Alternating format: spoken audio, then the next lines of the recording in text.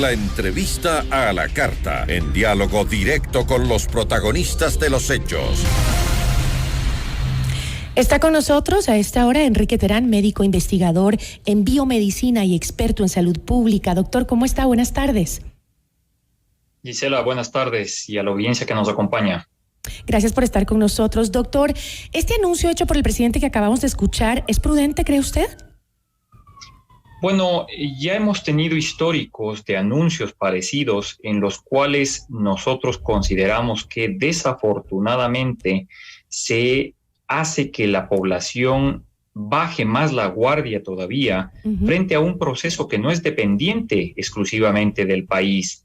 No son los países los que pueden determinar que la pandemia concluye o no concluye. Este es un fenómeno global y mientras no tengamos suficiente control en el resto de países, es difícil tomar una decisión unilateral. Lo único a lo que puede llevar es a un descuido generalizado y penosamente a un incremento en el número de casos. ¿Cuál sería entonces el escenario epidemiológico después de este anuncio y con lo que usted dice, que la gente se relaje?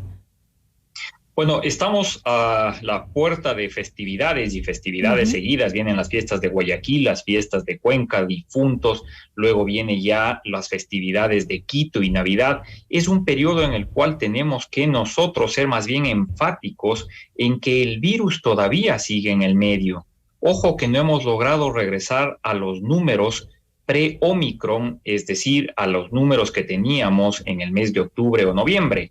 Lo que pasa es que como esta variante es menos agresiva, no hay hospitalizaciones, no hay muertes, pero eso no significa que no exista contagio.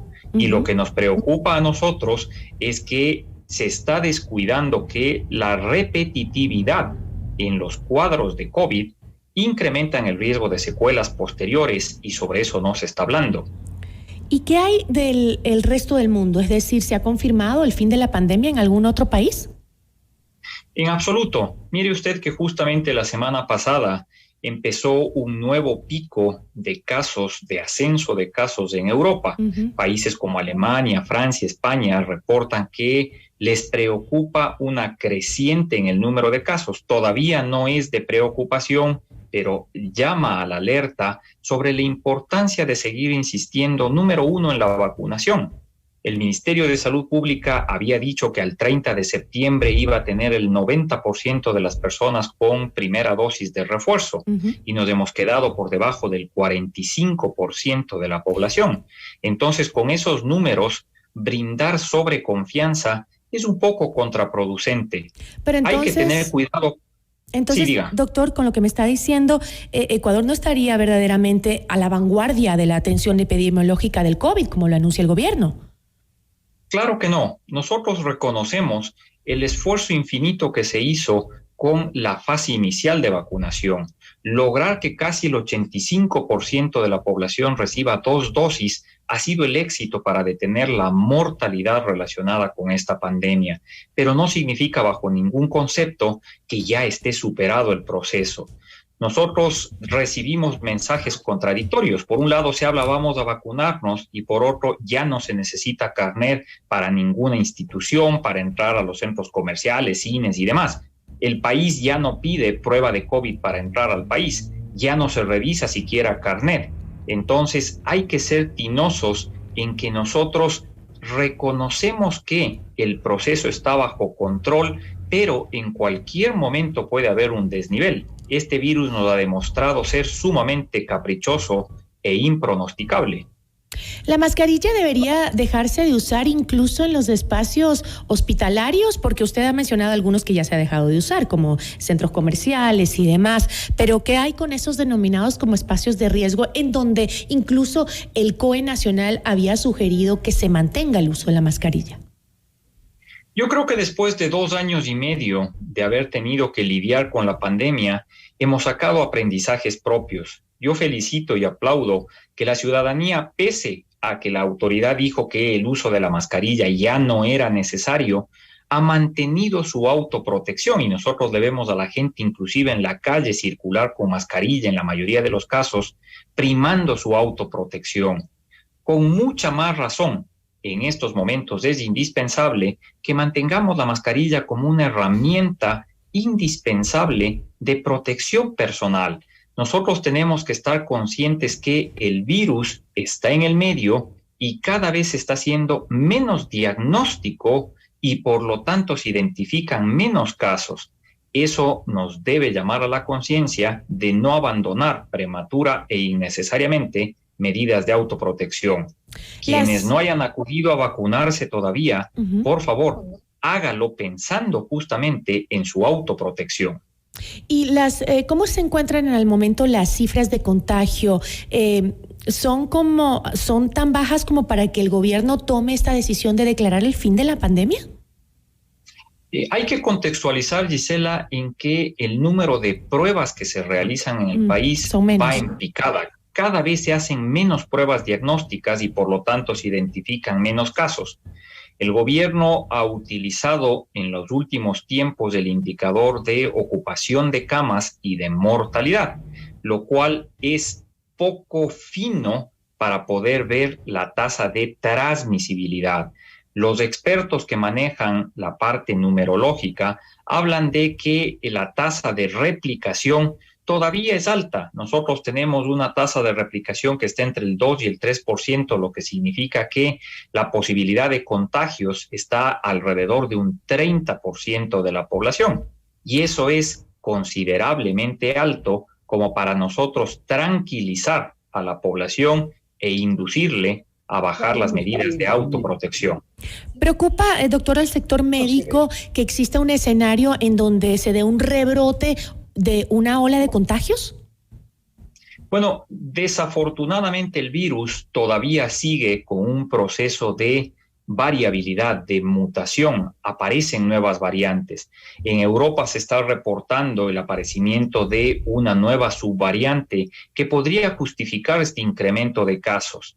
Teniendo las fronteras abiertas, disminuyendo las medidas de control, no sería de extrañar que pueda venir a Ecuador estas nuevas subvariantes y que pueda empezar una escalada de casos.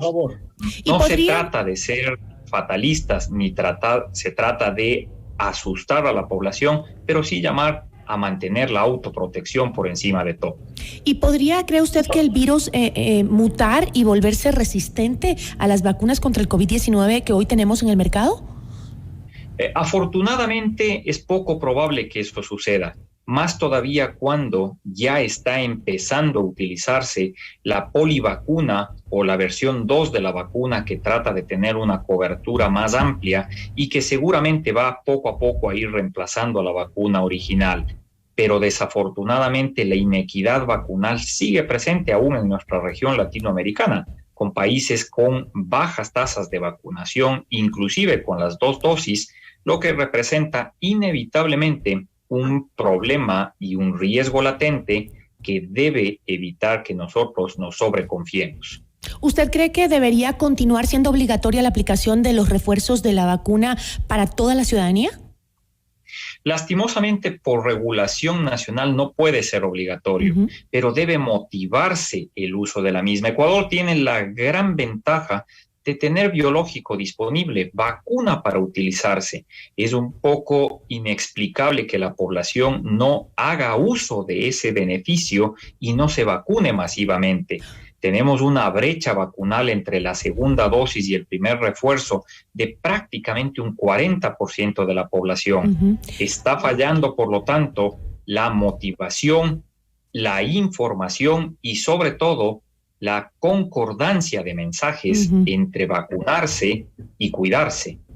Así es. Y pero sí, usted tiene razón, no es obligatoria la vacuna, pero sin embargo se han tomado medidas que la hacen indispensable, como el hecho de no puedes viajar si no tienes las 2 dosis o no puedes asistir como se hizo en algún momento. ¿Eso debería volverse a aplicar para que la gente vaya a vacunarse? Ese tipo de motivación indirecta es fundamental. Es básico para que nosotros logremos tener un equilibrio de tranquilidad. Ese 43% de población vacunada dista del al menos 70% que esperaríamos tener con dosis de refuerzo para que logremos nosotros decir existe mayoritariamente población que está más protegida. No nos dejemos nosotros una vez más ganar por la desinformación, por el exceso de confianza y pongamos en riesgo un proceso que está permitiendo que poco a poco el país se reactive económica, social y educativamente. ¿Cada cuánto tiempo es recomendable que se aplique el refuerzo de la vacuna?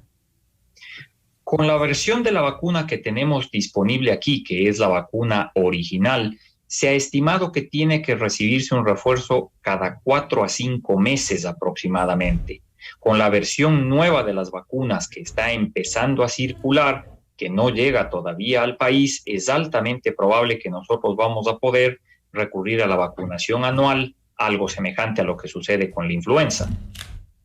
Yo le agradezco muchísimo, doctor, por habernos acompañado y también por aclararnos un poco el panorama que tiene que conocer la ciudadanía. Estos mensajes contradictorios nos pueden confundir, pero la responsabilidad ciudadana también es importante en este momento. Muchísimas gracias.